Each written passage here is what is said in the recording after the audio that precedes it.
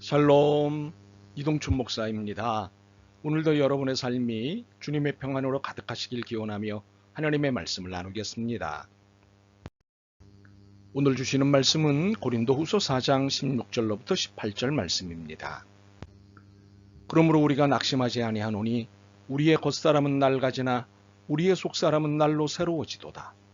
우리가 잠시 받는 환난에 경한 것이 지극히 크고 영원한 영광에 중한 것을 우리에게 이루게 함이니 우리가 주목하는 것은 보이는 것이 아니요 보이지 않는 것이니 보이는 것은 잠깐이요 보이지 않는 것은 영원함이라. 아멘. 고린도후서 4장 16절로부터 18절 말씀을 본문으로 낙심하지 않을 이유라는 제목으로 말씀을 나누도록 하겠습니다. 본문의 구성에는 특이함이 있습니다. 전체가 대조법으로 구성되어 있습니다. 16절 겉사람은 낡아지나 속사람은 날로 새로워진다. 17절 잠시 받는 환난에 경한 것이 지극히 크고 영원한 영광에 중한 것을.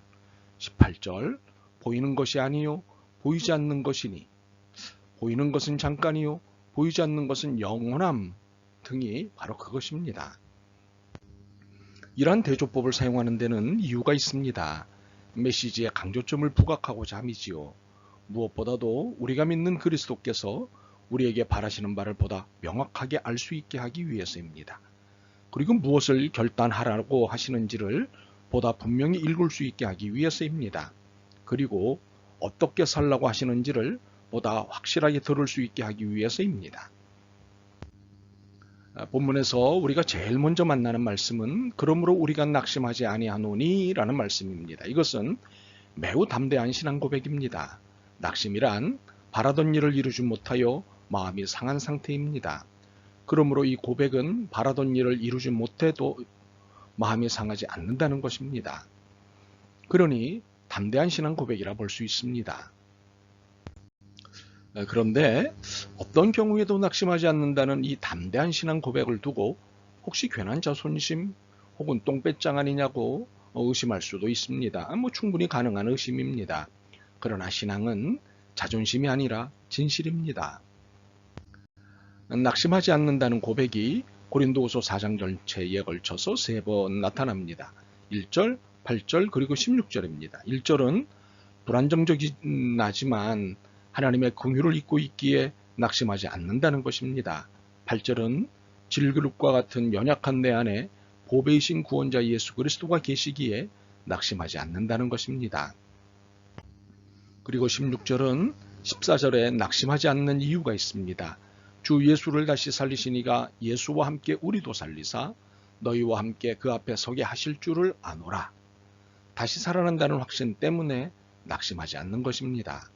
그렇기 때문에 17절의 태도를 보일 수 있습니다.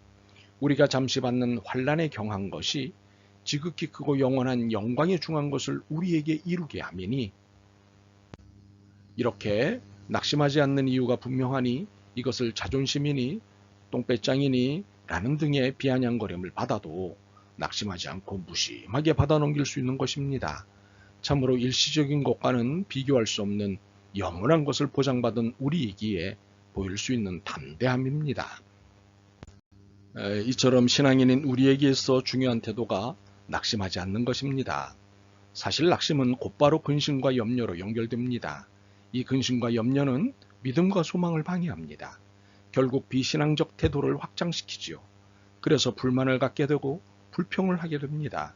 삶에 대해 그리고 하나님에 대해 비관적이고 비판적이게 됩니다.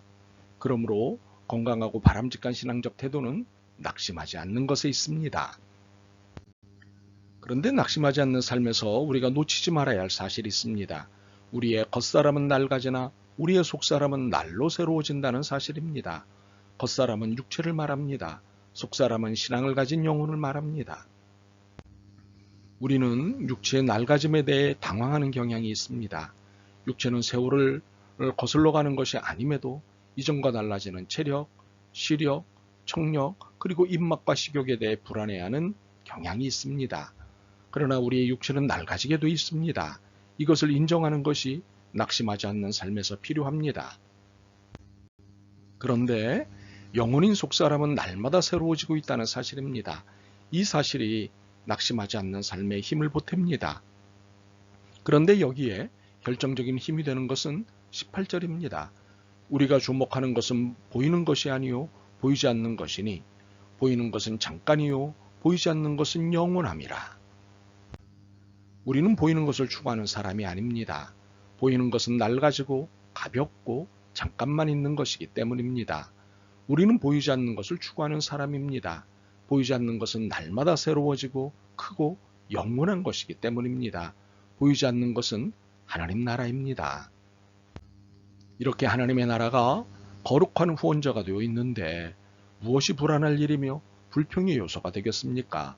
결국 이 세상에 보이는 모든 것은 사라질 것들이기에 인생은 곧 없어질 안개와 같고 곧 시들게 될 꽃의 영화와 같을 뿐입니다. 이러한 한계 안에 갇힌 것들과는 달리 영혼을 보장받은 우리들입니다. 그러니 낙심을 안 해도 되지 않겠습니까? 그런데 보이지 않는 것을 주목한다고 해서 보이는 것을 무시해서는 안 됩니다. 외면해서도 안 됩니다. 이유는 고린도후서 4장 1절에 있는 맡겨진 직분이 있기 때문입니다. 이 직분은 하나님이 지금 하고 계신 일에 우리를 참여시키신 것입니다. 고린도서 3장 6절에서는 이 직분을 새 언약의 일꾼이라고 했습니다. 이 일꾼이 하는 일이 무엇이냐면 3장 9절입니다. 의의 직분입니다. 의의 직분이란 묶인 것을 풀어주고 나뉘었던 것을 통일시키는 직분입니다. 이를 고린도후서 5장에서는 화목하게 하는 직분이라고 설명합니다. 화목은 화해인데 우리가 하나님과 화해해서 영원한 인생이 된 것처럼 아직 하나님과 화해하지 못한 사람들을 하나님과 화해하도록 역할을 해야 하는 것입니다. 그리고 하나님이 원하시는 대로 불의와 불법에 얽매였던 사람들을 풀어주는 역할을 해야 하는 것입니다. 그래서 사람이 사람답게 살 수 있도록 해야 하는 것이지요. 이 직분을 받은 것입니다. 그래서 보이지 않는 것을 주목하면서도 보이는 것에 마음을 쓰는 것이 이것 때문입니다. 아직 하나님과 화해해야 할 사람들이 너무 많기 때문입니다. 그리고 해방되어야 할 사람이 너무 많습니다. 바로 이 직분 때문에 환난을 만나는 것입니다. 이 직분이 영광스럽지만 이 직분으로 인해 욕을 당하는 것입니다. 사실 정치만큼 화해를 많이 말하는 것도 없습니다. 그런데 정치만큼 화해를 정략에 철저히 이용하는 것도 없습니다. 매우 모순적이고 간교한 태도입니다. 그렇기 때문에 이 간교한 정치에 몰두되어 있는 세상은 우리의 화해 윤리에 부들부들 떱니다.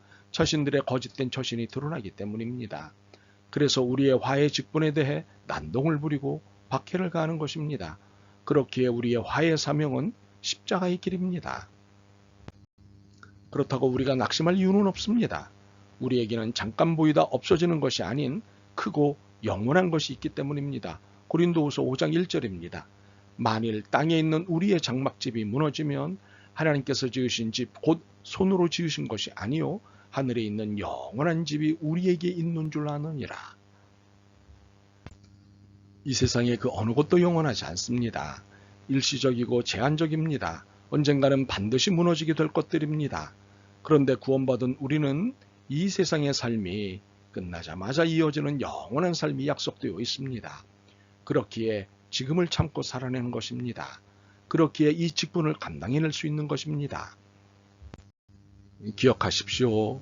오직 하나님만을 바라보는 것이 낙심하지 않는 삶입니다. 그리고 휘둘리지 않는 삶입니다. 그리고 영원한 것을 주목하는 사람의 진정한 태도입니다. 이 모습을 여러분에게서 보고 싶습니다. 아멘. 주님, 일시적인 것에 휘둘려 영원한 것을 자주 놓치고 살았습니다. 용서하옵소서.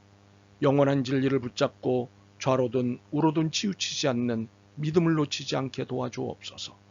예수 그리스도의 이름으로 기도드립니다. 아멘.